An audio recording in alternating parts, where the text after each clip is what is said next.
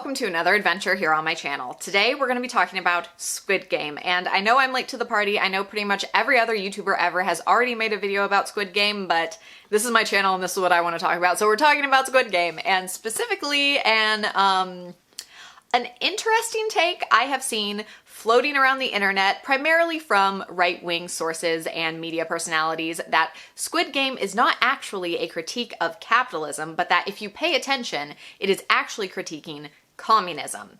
Now, I do not want to come at this with a false equivalency. I don't want to come at this and be like, let me really think about and give their arguments credit, because genuinely they come from an incorrect premise.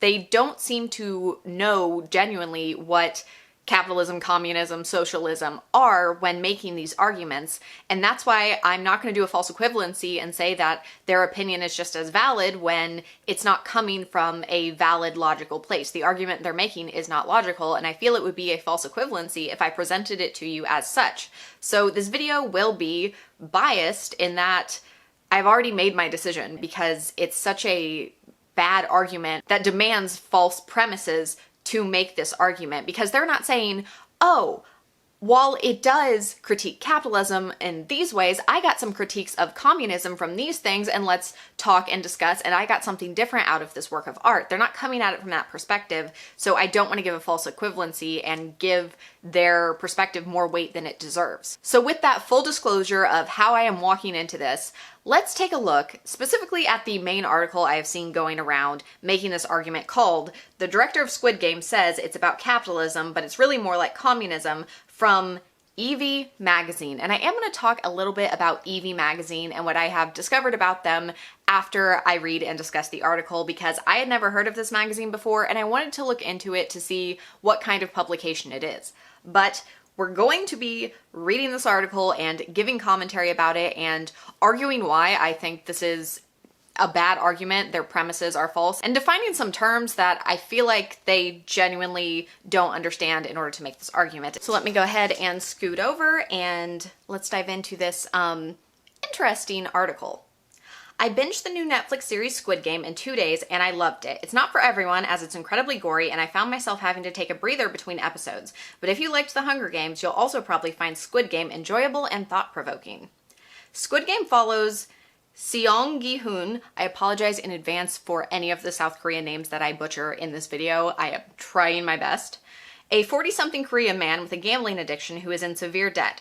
He's recruited to enter the games alongside 455 other contestants, where they play a series of 6 children's games. Those who successfully complete all 6 games win a share of 45.6 billion won, which is equivalent to 38,460,000 and some change USD. However, there's a sick twist. All eliminated players die. Major spoilers are ahead. There will be spoilers in this video. I'm sorry I didn't say it in the intro, but let's be honest, you've seen Squid Game by now. The director and critics praise Squid Game for being anti-capitalist. Though the majority of press surrounding Squid Game is due to its worldwide popularity, it's also being praised for its supposedly anti-capitalist message. Director... I am not going to subject you to my attempt to pronounce this name. I am sorry. Let's just go with the director, seemingly confirmed this sentiment when he said, "I wanted to write a story that was an allegory or fable about modern capitalist society, something that depicts an extreme competition, somewhat like the extreme competition of life. But I wanted to use the kind of characters we've all met in real life. As a survival game, it is entertainment and human drama. The games portrayed are extremely simple and easy to understand. That allows viewers to focus on the characters rather than being distracted by trying to interpret the rules. Since hating capitalism is trendy, think of popular hashtags like #EatTheRich, it didn't take long for media outlets to praise Squid Game for its so-called anti-capitalist themes."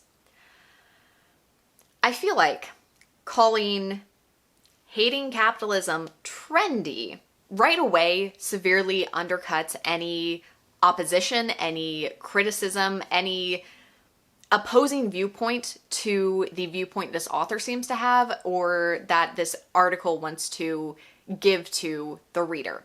It very much is minimizing, calling it trendy. It's saying like, oh, these kids today, they just hate capitalism because it's a trend. They don't have any valid critiques of it.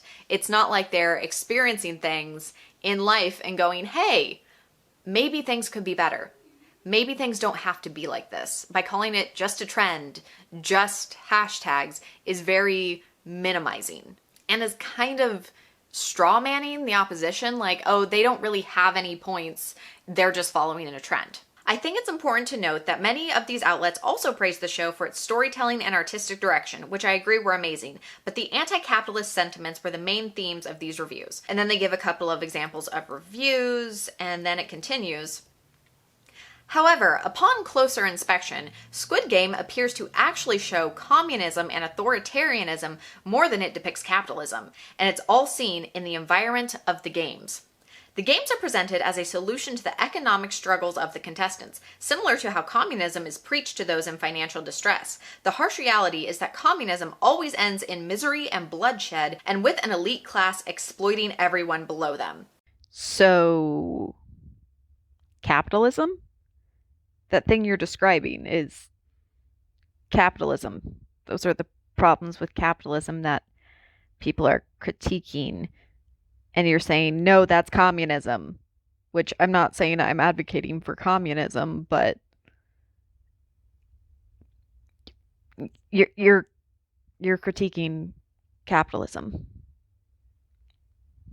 Who are you looking at that is preaching communism to the financially distressed? It seems more like people in severe financial distress are questioning why they have to be in such financial distress when there is so much prosperity in the world, and specifically in America, since this is an American publication and it's in English, and I assume the main demographic for this article is Americans. It seems more like Americans are going, why am I in such financial distress when Jeff Bezos owns his own personal NASA? That seems more what's going on than people preaching communism. And the communism always ends in misery and bloodshed, with an elite class exploiting everyone below them. That's capitalism. That's capitalism you're thinking of, not communism. And I think right now is a good chance to interject with some definitions, because there are nuances between communism, socialism, authoritarianism. They are different things. I'm not going to get too deep into it, but the easiest way I know how to explain this is capitalism is when the capitalists own the means of production. This is the system we live in. Your boss, the CEO of the company, the shareholders of the company own the company. They own the means of production. They own the factories. They own the stores. They own the physical things to get value. In communism, the government owns the means of production. That means they own all the factories, all the stores, etc., etc. In socialism, which gets conflated with communism in a lot of rhetoric, especially in America, is when the workers own the means of production, which there are different theories about how that could work because we've never actually had a truly socialist society, but it basically means that you, as a worker at your job, would own part of the company equal to every other person that works there. That it would be a collective thing. That's the best, easiest way I know how to sum up those different systems in a way that doesn't involve a lot of theory and going really in deep into them. But this, when it says that the harsh reality is that communism always ends in misery and bloodshed with an elite class exploiting everyone below them, not necessarily, not necessarily. You can say that there's no ethical government yet, that we have yet to perfect a truly ethical government, and that it may be dangerous to put the means of production in the hands of the sole entity of the government. But that doesn't seem to be what this is saying. This isn't engaging with communism, the actual theory. This is engaging with the boogeyman communism, the evil stepsister of capitalism, the Cinderella of our story here. I'm going to continue with the article. The games have a micro-communist setting where the elites thrive. Squid Game is a survival drama, which has led to American audiences comparing it to the Hunger Games series. Both series are about average citizens fighting to the death for the elite to enjoy, and the winner of the games is rewarded with unimaginable wealth, as well as severe PTSD for all the violence they witnessed and took part in, as seen in how both Katniss and Gi-hun were traumatized by their victories. The biggest difference between Squid Game and The Hunger Games is that The Hunger Games takes place in a post-apocalyptic dystopian society, while Squid Game takes place in modern-day South Korea with more childlike games.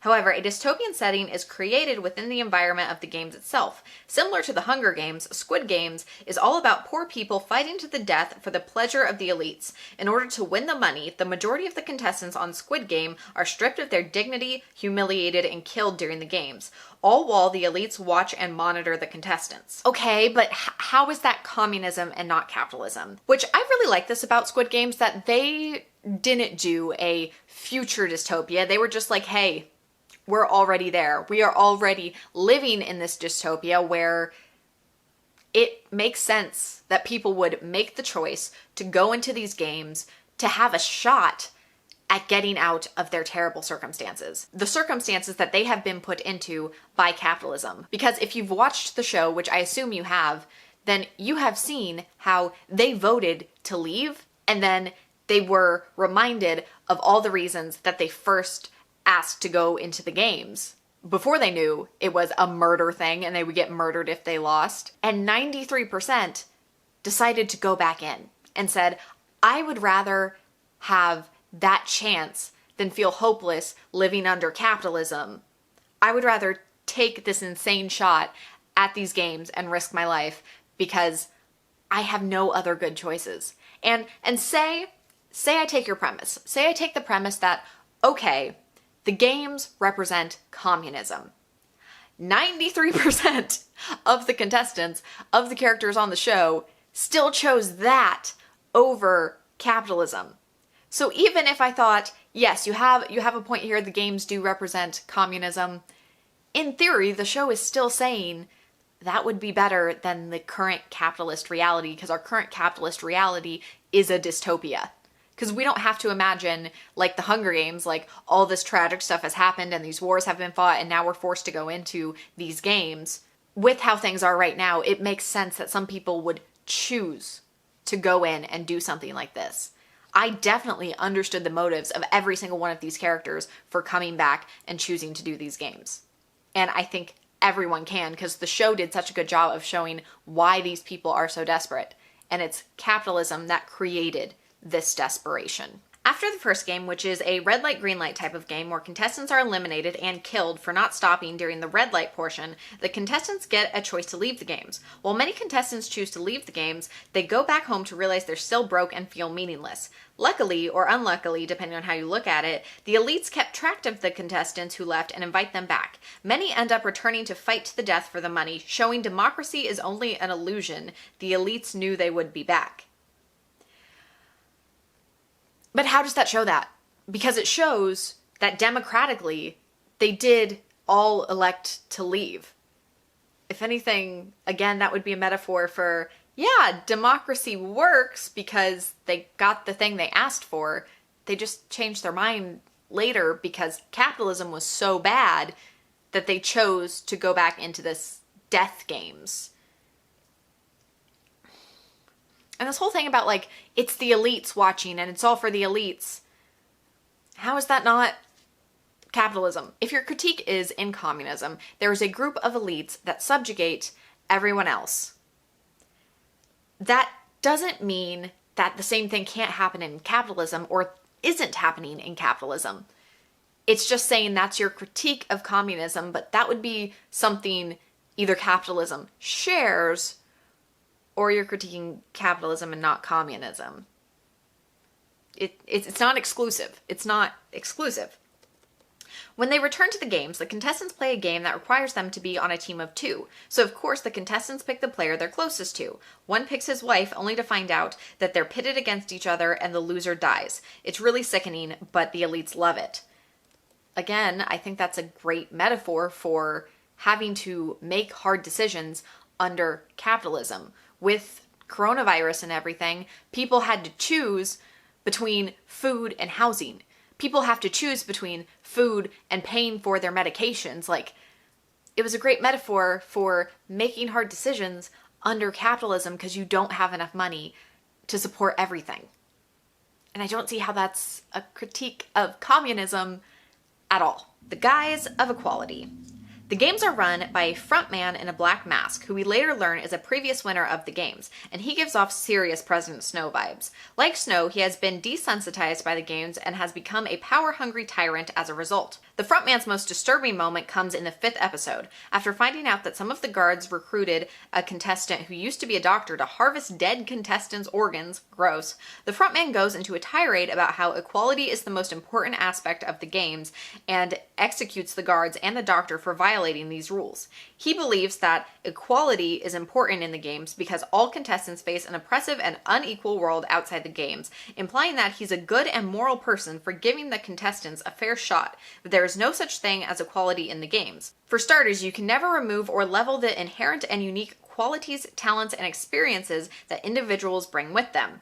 Okay, first of all, I don't think that was the front man's most disturbing moment. I think it was when he shot his brother, but okay.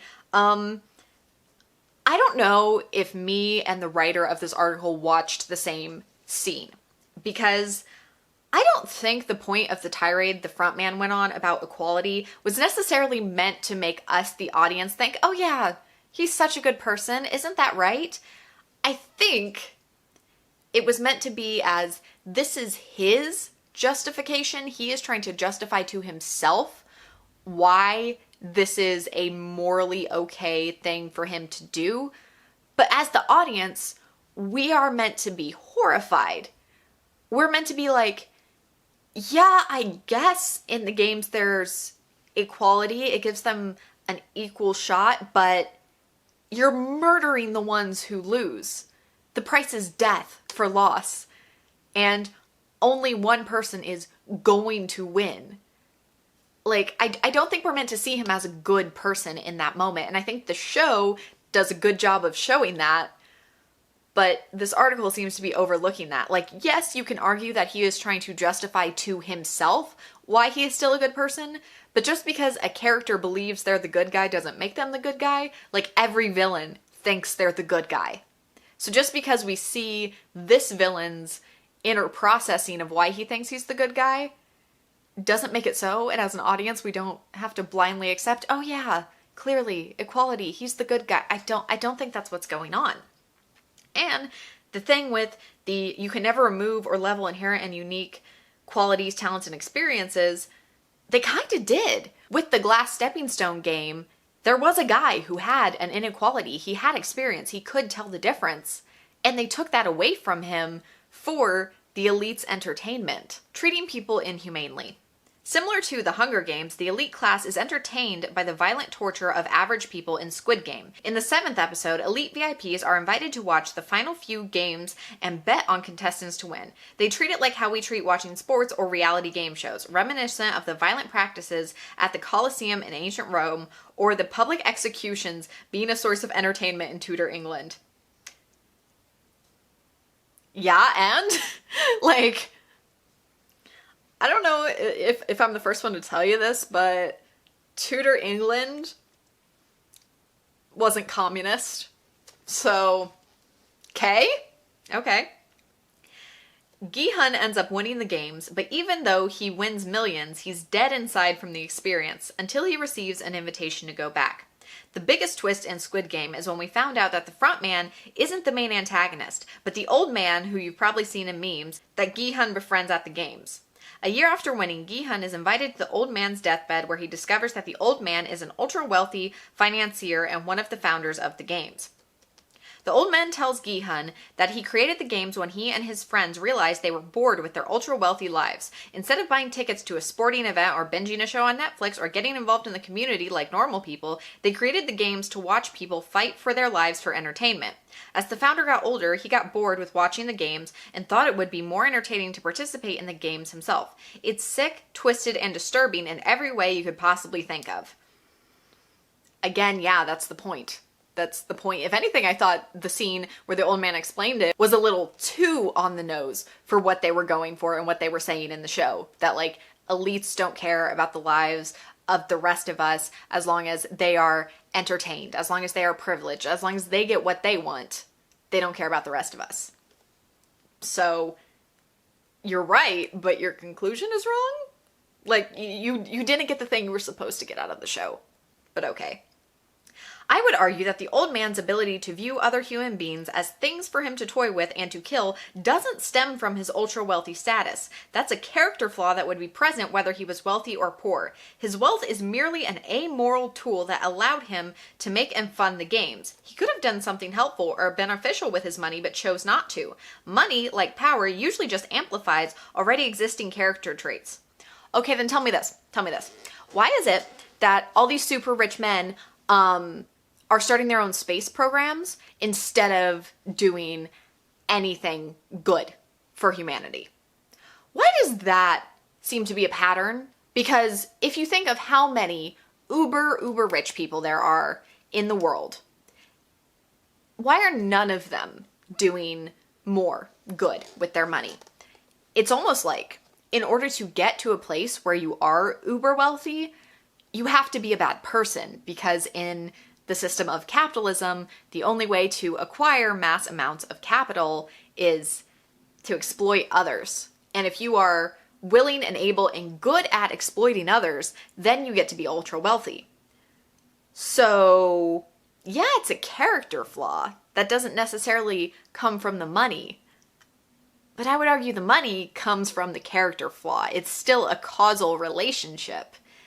It just isn't the one you may be automatically thinking. Like, maybe it's not the money, but in order to get the money, the person already has to have the flaw. Do you see what I'm saying? Like, you have to be okay exploiting others to become that rich anyway. So yeah, money wouldn't change that. It would exacerbate that, but it'd still be there in order for you to become ultra wealthy.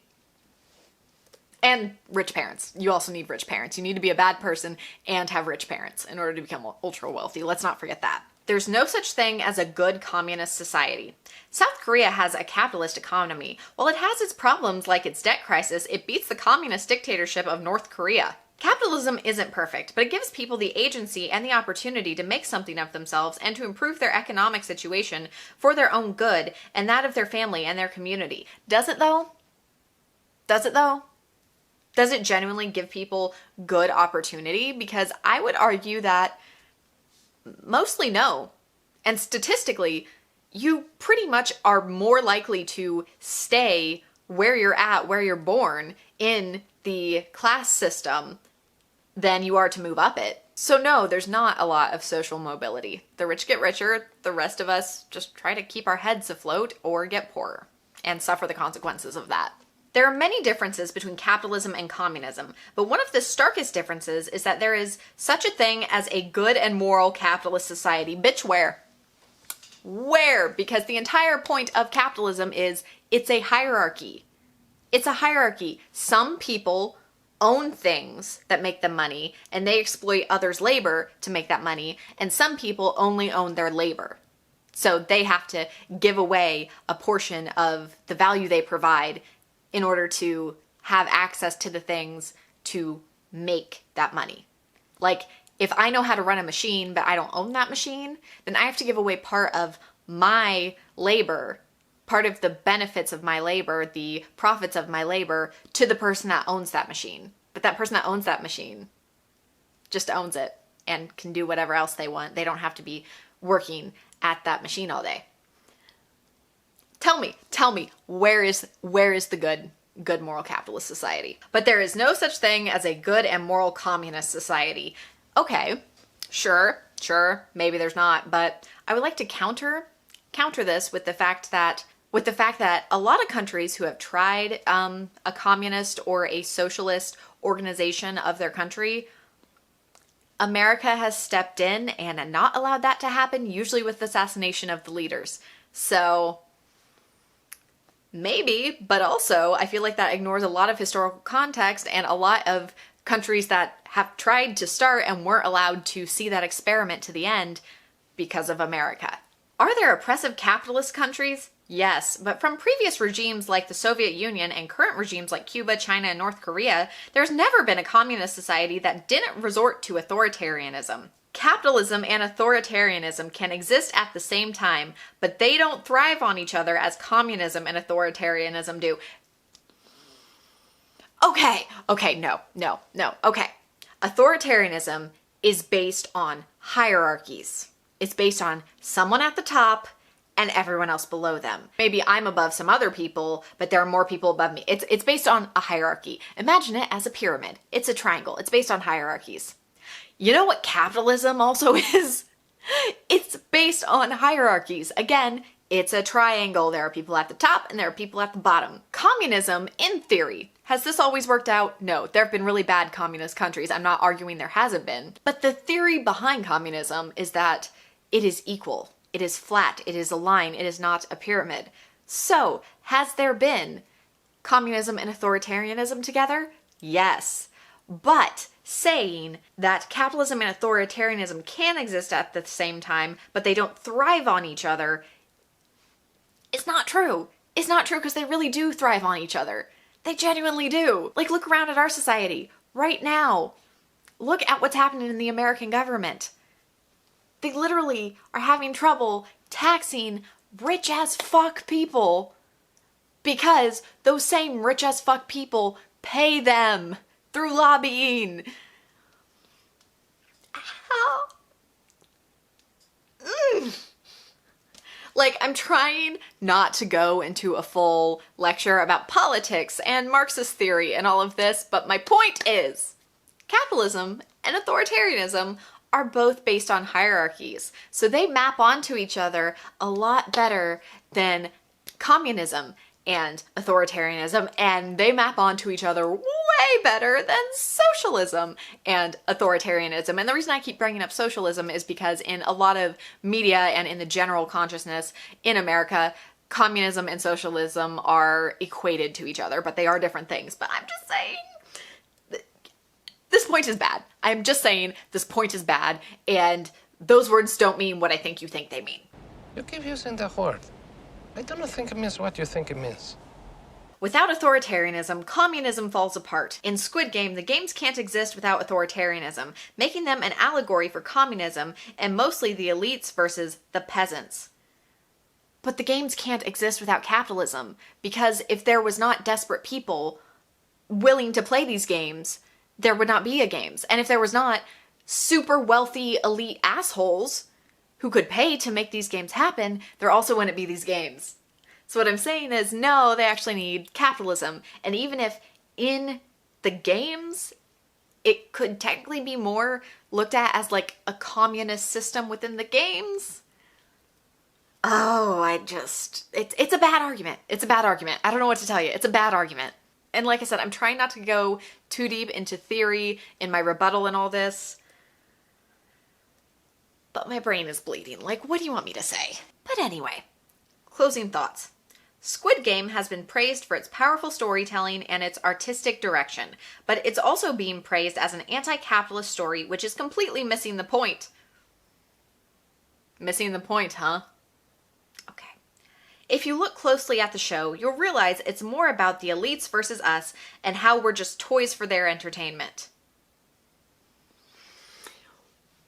Yes, which is capitalism. That's the frustrating part. Is like sometimes this article gets so close and then is like, yeah, this thing, communism, not capitalism. When okay, so after reading this, I was like, I need to know more about this source, this magazine. Is this like some trashy tabloid that just tries to be as inflammatory as possible to get the clicks? Is that what's going on here? Because it could have been just reaction bait. But I looked into this magazine and no, I don't think that's what's going on here because the website All Sides, which talks about bias in different media publications, rates them as a lean right. And even the founder of the magazine, Evie Magazine, says it was born from the question, what if there were a conservative Cosmo? So this website, this magazine, Evie Magazine, is a conservative news source, which means that this article was written not to get money from precious clicks and precious advertisements, but because Squid Game and its popularity threatens its worldview. Because criticizing capitalism is very much a left-wing idea. It's a left-wing thing. right-wing people tend to really like capitalism and be the advocates for capitalism. So many people watching a show that so openly and blatantly critiques capitalism and is very much asking the question, why are things like this? Can they be better? What can we do better to stop this situation where people will get desperate enough to go into a death game for the chance to make their lives better economically? That show becoming super popular threatens their worldview, because then more people may be asking those questions and may start leaning politically to the left. And not just American middle-of-the-road Democrats left, which is actually a very right-wing party, but not just American left, but actually left-wing thought, left-wing political thought. That's where this comes from, because then their readers and the people who follow them have a way of quelling the cognitive dissonance Squid Game may cause. They can say, oh no, I know it seems like it's about capitalism, but really it's about communism, so I don't have to question my beliefs. I don't have to start looking at the situation. I can still listen to Ben Shapiro and Evie Magazine and whatever else and still hold on to my beliefs and enjoy this show without having to deal with any cognitive dissonance, without having to question anything and possibly change my beliefs. But you can enjoy media that doesn't necessarily line up exactly with your morals and beliefs. And it's actually probably pretty healthy to do so, to look at challenges and questions to your beliefs and think them through and think, well, do they have a point here, or can I logically argue against this? Is there a reason I don't believe this? And I want to use the example, I, in high school, loved the book series Sweet Evil. It has a terrible name, but it was a pretty good book series. But I got older and I revisited the series and I realized that the series very much preached no sex before marriage. If you have sex before marriage, you will get pregnant, you will die, and you are a bad person and you're going to hell. But did I still enjoy the book series? Yeah, it was a fun story, an interesting read, and decent bubblegum entertainment. That doesn't mean I have to take on the morality it's trying to preach to me. I can just enjoy the story for what it is while going, I disagree with your argument. That's okay. Conservatives can disagree with the argument of Squid Game, but by saying you're not allowed to have those questions, you're not allowed to honestly engage with this show, here's your excuse. Here's your way out of genuinely engaging with this media because I don't like where it could lead you. I don't like that. That's wrong. I think that's probably one of the reasons that fascism and authoritarianism are so popular in right-wing American politics right now, because people are given every opportunity not to question things, to just accept, yeah, I want you to tell me how to think. I want you to make these decisions for me, and I will follow you because all of my beliefs come from you. So I don't like it. I don't like it at all. I even saw a post on the Squid Game Reddit that said, I think Squid Game is an analogy for communism, and the top response on it is, so you watched a show where all characters are in a terrible situation due to their lives under capitalism. One character actually escaped a communist country and is now in a terrible situation and gets jokingly asked if her life's better now. The game is created by extremely rich people who play with the lives of the poor. The guy at the top got rich thanks to exorbitant money lending. The main character's life has been shit ever since he lost his union job. The main character's mother dies because she cannot access healthcare within the capitalist system. The game organizers pretend everyone is equal but change the circumstances to ensure the VIPs have fun watching the carnage. Debt, something characteristic of late-stage capitalist societies, is one of the main drivers of people being desperate enough to take part in the death game, and your conclusion is that the game is an analogy for communism? IDK, everyone's free to have their own interpretation, but the show is pretty much an open criticism of how the rich treat the poor in capitalist societies, akin to Parasite. Even the director mentioned it, that he had the idea for the show after the 2008 financial crisis when he was in such a bad financial condition that he would have considered playing the game. And then someone commented on that. Director, here's an analogy for how capitalism lies about being a fair playing field. OP, things not being fair sounds like communism to me. And I think that sums it up so much better than I ever could have. And honestly, this video could have been like 2 minutes if I had just read that instead, but I wanted to take you on this journey with me because you can't say I didn't read the article. You can't say I didn't think through their arguments and argue against them, because I did. So I gave them the fair shot, but their arguments are bad, and that's just what it comes down to.